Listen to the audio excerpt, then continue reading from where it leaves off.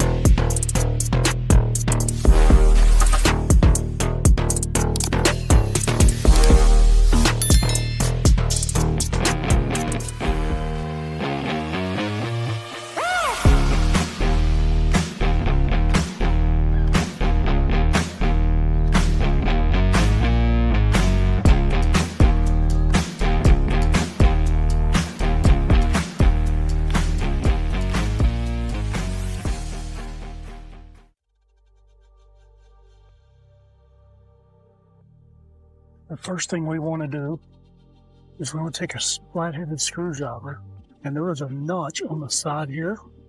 You just stick it in, twist it, then we can insert this side, twist it again, and that will usually just come off. The next step is to squeeze these two clips in here together, and that will pull out. And then squeeze this, and that will pull out. Take this clip and put it right back in. Let it snap in. That way, when you're done, you can just stick it right back in, no problems. And you haven't lost the clip. And we do the same thing for the other side. Okay, we're going to disconnect the battery.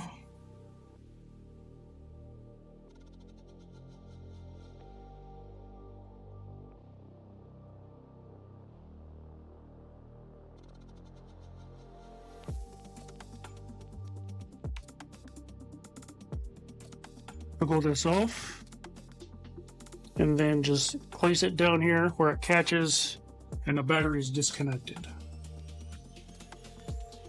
Okay, so now you want to take your trim removal tool and pull down. You want to make sure that you don't pull down too far, because you will get a crease in this if you're not careful. And there are going to be two bolts back here that's mounting the third brake light to the truck. So it would be helpful if you had another person in here holding this down, but if you don't, you can use a bungee cord. So put it on the edge like that, pull it around, and tie it to one of the front headrests. To take out the bolts on the OEM third brake light here, you're going to need a 10mm deep socket set up just like this. And you can use your finger to go back in there and guide it onto the bolt. And then once you're in there, you can use it exactly in this configuration with no extension and get it off very easily. Next, you want to take your trim removal tool and pry in behind this weather stripping that's around the brake light, and just go around it all the way with the pry tool, all the way around, and it'll come right off.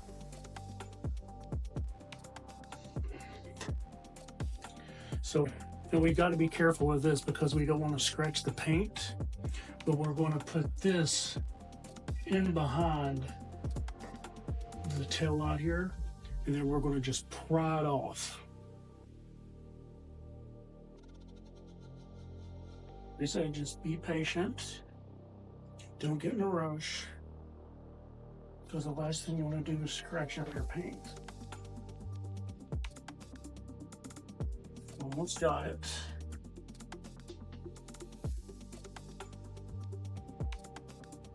There we go. And it pops right out. So you can see that's where the bolt was coming through. It was coming through that hole, and that's why it was a little difficult getting those bolts off. So the next thing is we just unclip this right here, and it's removed. Now, one thing we're going to have to do is we're going to have to get that Goo Gone and get all of this adhesive off, so it's nice, fresh, clean, and we can start from scratch.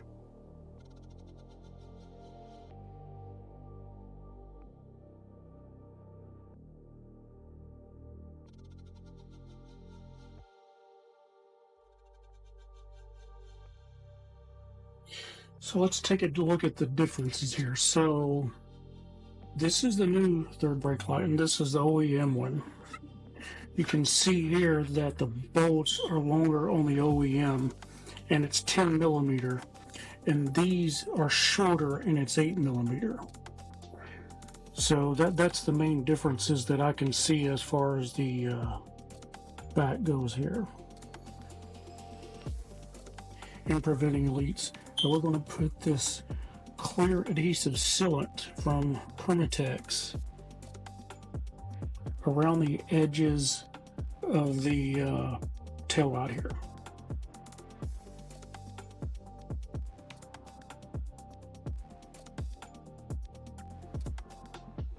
So on the third tail light, there is a switch on here that by default is turned on, and it's for a Formula One style braking system.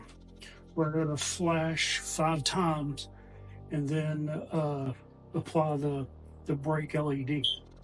This one, if you don't want it on, just turn it off. But since this is a TRD Sport, I'm going to leave it on. So we are going to take our 8 millimeter deep socket maybe with an extension, we'll see. And we're going to put on the new bolts. Now these are different than the ones you took off. The OEM ones are 10, these are 8. And we are going to plug it in right here.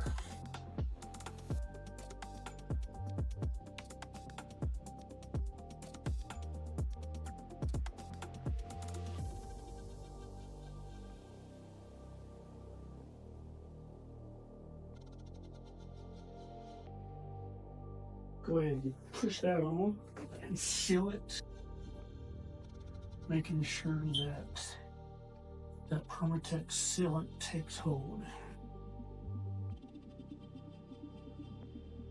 Next, we are going to take our 8 millimeter deep socket maybe with an extension, we'll see. And we're going to put on the new bolts.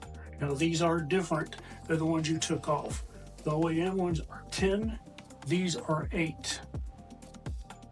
I recommend a magnetic deep socket, but if you don't have one, you can use a piece of paper to as a little hack to place the bolt into.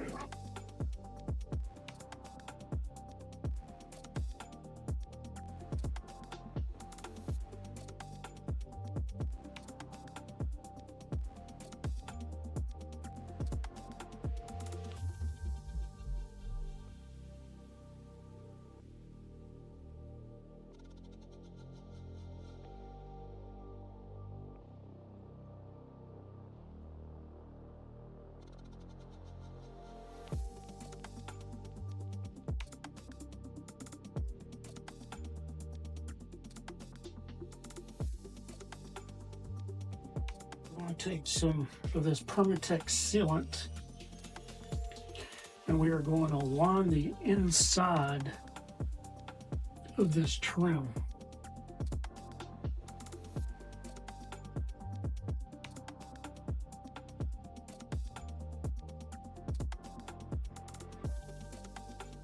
So the Permatex will take 24 hours for it to totally cure, and it'll take longer under cold weather.